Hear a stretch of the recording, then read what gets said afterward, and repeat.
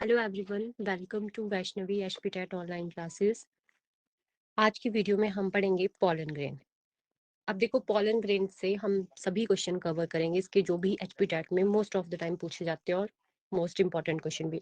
सबसे पहले तो क्वेश्चन आता है कि स्टडी ऑफ पॉलन ग्रेन को क्या बोलते हैं। तो स्टडी ऑफ पॉलन ग्रेन को बोलेंगे हम पैलिनोलॉजी। पैलिनोलॉजी क्या होती है, किस चीज की स्टडी को बोलेंगे हम? Study of pollen grains. Study of pollen grains को बोल दिया हमने पैलिनोलॉजी। अब देखो, पॉलन ग्रेन्स होते क्या है। जैसे देखो, आपको पता है जो एंजियोस्पर्म्स होते हैं वो फ्लावरिंग प्लांट होते हैं।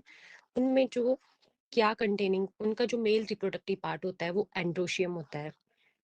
तो उसी के ऊपर क्या होते हैं पॉलन ग्रेन्स, आपको पता होगा।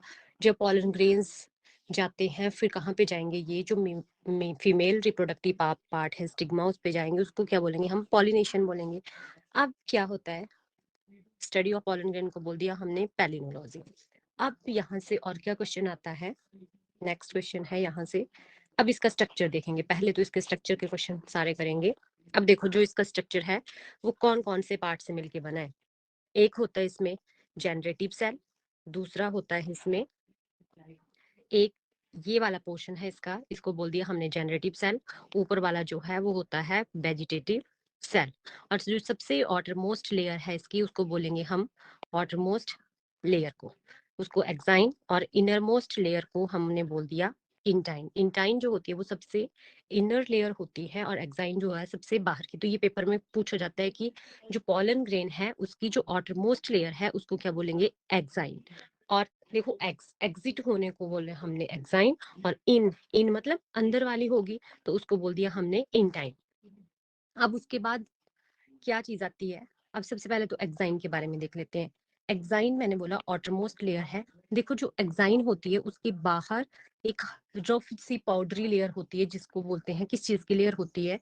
तो इसको बोलते हैं हम स्पोरोपोलिनिन। ये मोस्ट मोस्ट इंपॉर्टेंट है कि स्पोरोपोलिनिन जो जो एक्साइन होती है उसके ऊपर जो पाउडरी सब्सटेंस होता है वो क्या होता है? उसपे स्पोरोपोलिनिन।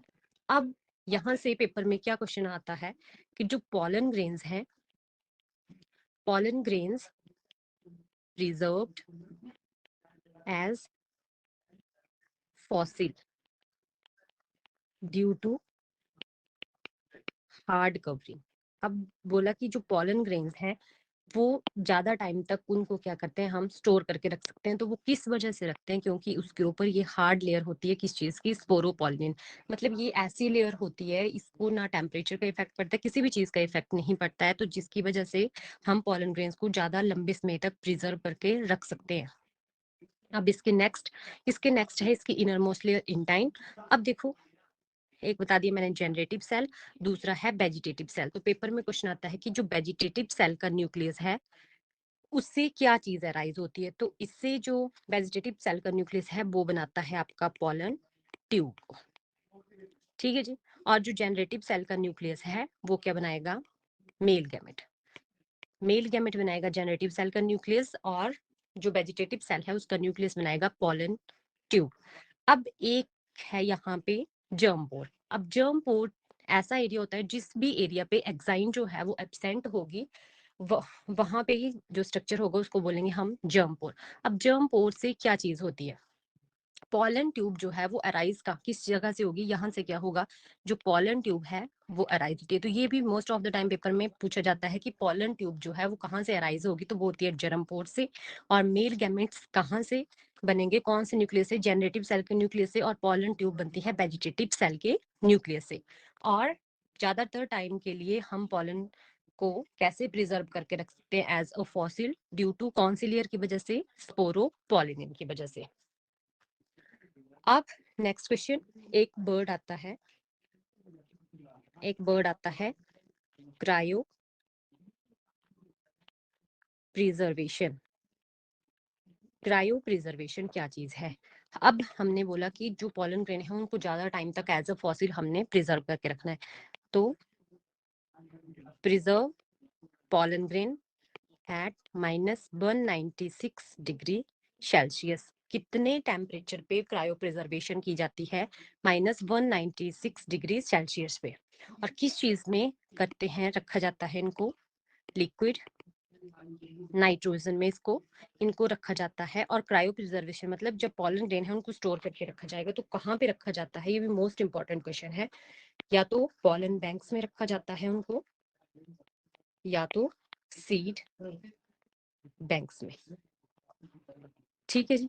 अब पॉलन ग्रेन्स, एक क्वेश्चन में और बता देती हूँ आपको एडिशनल, ये भी एसपीटेट में आ रखा है कि जो पॉलन ग्रेन्स हैं उनको एज अ यूज किया जाता है एज अ सप्लीमेंट, उनको एज अ सप्लीमेंट भी यूज किया जाता है, मतलब ये एडिबल होते हैं। अब सबसे ओल्डेस्ट बाइएबल सीड किस चीज का है, सबसे ओल्डेस्ट बाइएबल सीड किस चीज का है, डेट पाम का। और इनकी बाइएबिलिटी भी देख लेते हैं कि कितने कितने टाइम तक जो है वो पॉलन ग्रेन बाइएबल रहते हैं। तो जो राइस और व्हीट है उसके पॉलन 30 मिनट तक बाइएबल रहते हैं, और जैसे सोलेनेसी लेग्यूमिनेसी फैमिली इनके कुछ दिनों तक रहते हैं। Thank you.